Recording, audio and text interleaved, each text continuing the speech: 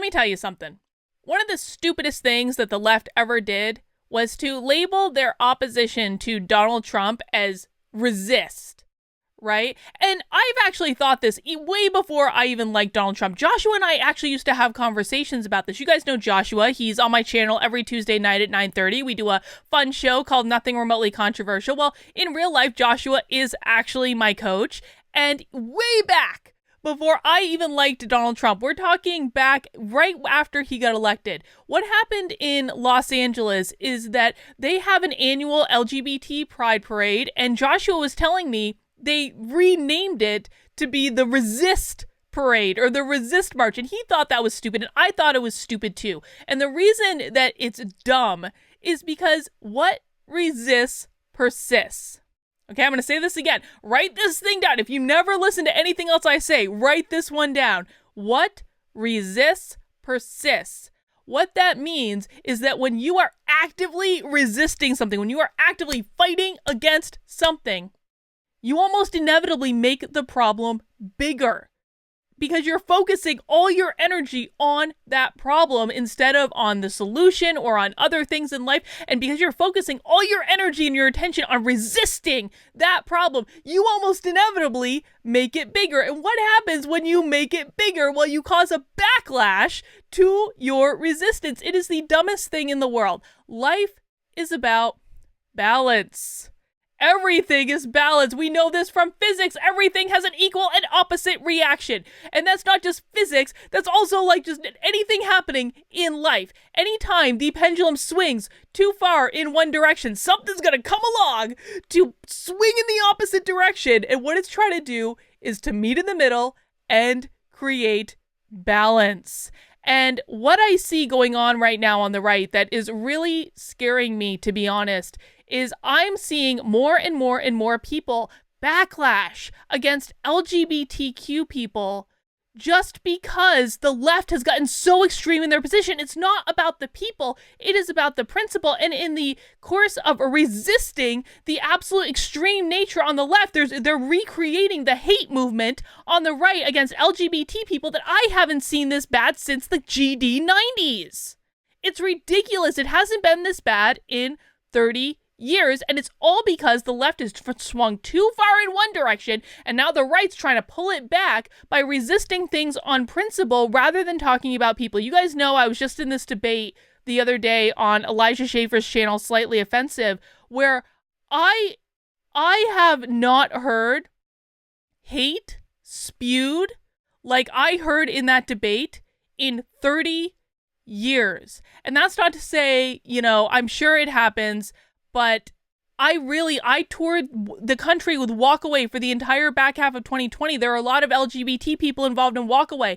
Like I have been around this stuff. I hung around the Get Outspoken guys, the Log Cabin Republicans. I have not seen hate like this in 30 GD years. It's crazy. And it's all because the left is pulling things so extreme in one direction. And this is just another example of that. When I saw this article from the Wall Street Journal this morning, I was like, you know what the left is trying to do? They're trying to create more hate on the right. Because they're getting so extreme in their perspective, the right has nowhere else to go except to backlash against what is going on. It is absolutely ridiculous. Amazon won't sell books framing LGBTQ plus identities as mental illnesses. Company states policy in response to inquiry by several Republican senators over recent removal of book by conservative authors. This is stupid. This is just fighting for the sake of fighting. This is not about finding common ground. This is about each side digging their heels in because all they want to do is fight one another rather than actually take principled stances and to be able to defend their ideas through debate. So let's see what stupid boneheaded move Amazon is making now. Amazon.com Inc. said it recently removed a 3-year-old book about transgender issues from its platform because it decided not to sell books that framed gender, transgender, and other sexual identities as mental illnesses. The company explained its decision in a letter Thursday to Republican Senators Marco Rubio of Florida, Mike Lee of Utah, Mike Braun of Indiana, Josh Hawley of Missouri, which all was reviewed by the Wall Street Journal. The senators had written last month to Chief Executive Jeff Bezos requesting an explanation of why When Harry Became Sally, responding to the transgender movement, was no longer available on Amazon nor on its Kindle or Audible platforms. As to your specific question about When Harry Became Sally, we have chosen not to sell books that frame the LGBTQ plus identity as a mental illness, Amazon said in the letter, which was signed by Brian Hausman's Amazon's Vice President of Public Policy, referring to sexual identities that include lesbian, gay, bisexual, transgendered, among others. When Harry Became Sally, written by conservative scholar Ryan Anderson, was published in February 2018. The book focuses on a variety of issues, including gender identity. Everyone agrees that gender dysphoria is a serious condition that causes great suffering, Mr. Anderson and Roger Kimball, the publisher of Encounter Books, the New York-based nonprofit that published the book, said in a statement on Thursday in response to Amazon's letter. There is a debate, however, which Amazon seeks to shut down about how best to treat patients who experience gender dysphoria, they added, calling the book an important contribution to the conversation. Amazon is using its massive power to distort the marketplace of ideas and is deceiving its own customers in the process. Listen, if gender dysphoria was not some sort of abnormality from the normal, there would be no need for gender clinics. I'm sorry, I don't use this as a pejorative. I think that trans people should be treated like normal human beings, that they should be granted respect and courtesy, that they should be afforded the ability to live their lives however the flip they want.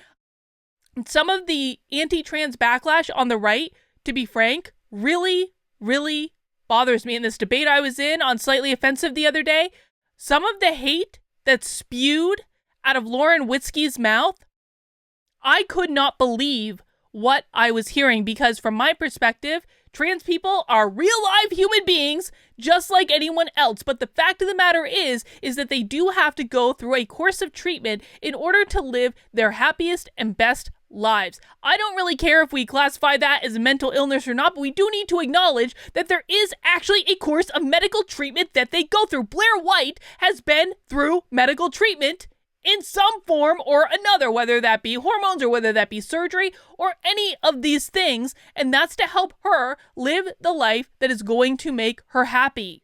And there's nothing wrong with that. People need to get out of other people's businesses, and the fact that we can't even have an honest conversation about the fact that gender dysphoria is literally treated through therapy, through hormones, through surgery, through whatever the heck, that helping people to present as the gender that they want to present as is one of the treatments of that. The fact that there is a treatment regime means that there is something wrong. That doesn't mean that you should look down on people. It doesn't mean you should treat people as any differently. The trans people that are in my life, they just want to be treated like everyone else. And I don't know why we can't have conversations about this without Amazon pulling them from the bookshelves. This makes no GD sense, and it makes no sense on several different levels. First of all, it is denying the fact that they are on a course of medical and psychiatric or psychological therapy, whatever the case may be, that's best for them. That's real. That's a real thing. But it also is only creating a backlash on the right when the left has gotten so extreme that you can't even talk about that this is a course of medical GD treatment. I'm so frustrated with all of this right now. It's like principled people on either sides just don't exist anymore. It's all about fighting. That's all it is. On the left and the right, it is just all about fighting all the time. And what's happening is the left takes some stupid extreme position to show how woke they are and to virtue signal, and the right takes a position in opposition just to be in opposition. It's like goddamn left derangement syndrome. The right is doing what the left did to Donald Trump for 4 years, and it's not about principle anymore. It's about opposing the left. It's not about being a good person. It's not about treating people in the way that Jesus would have treated them, because Jesus hung out with prostitutes, dude. Jesus hung out with prostitutes and thieves. You think he's going to treat them like they're less than human? I don't. But that's the excuse they make, because all they want to do is fight with the left and resist the left. And they all of a sudden, all these people who are so principled, when Donald Trump was president, Carlin, we are the party of logic. We are not the party of emotion. We are the party of logic, are all of a sudden only interested in fighting with the goddamn left. Oh, listen, man, I became a Republican last week for a variety of reasons, one of which was I do actually believe that based on the principles that I hold, the Republican Party is more aligned with those principles than the Democratic Party. There are other reasons for it, too, that are really, really boring. But the fact of the matter is that at the end of the day, I'm a centrist. I'm a centrist. If you look at my political compass test, I am right on the flipping line. Maybe sometimes, depending on my positions on any given day, I might move just a tiny bit to the left or a tiny bit to the right. But I am a centrist.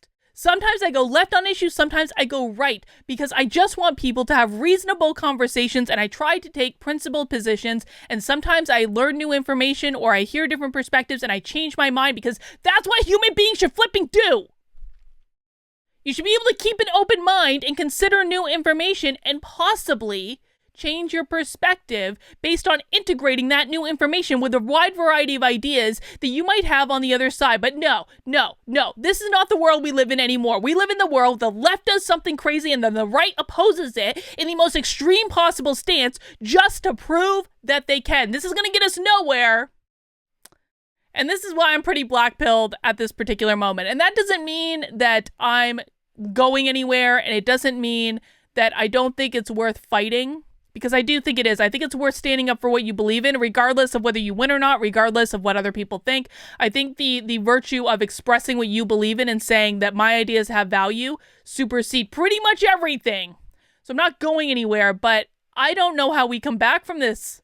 I don't know until people start acting like adults and say we're not going to take the most extreme possible position in every single scenario just to prove that we can. I don't know how we get back from this. I don't know. So I'm pretty black-pilled at the moment with the whole thing. This is stupid. And the right's response to it is going to be stupid. And there'll be another stupid tit for tat because that's all we do anymore. I don't know. That's really all I've got for this one. Hey, leave a comment. Let me know what you think. Are you black-pilled at this moment like I am? Do you think I'm wrong to be black-pilled? Let me know in the comment below. That's all I've got for right now. I'll see you soon.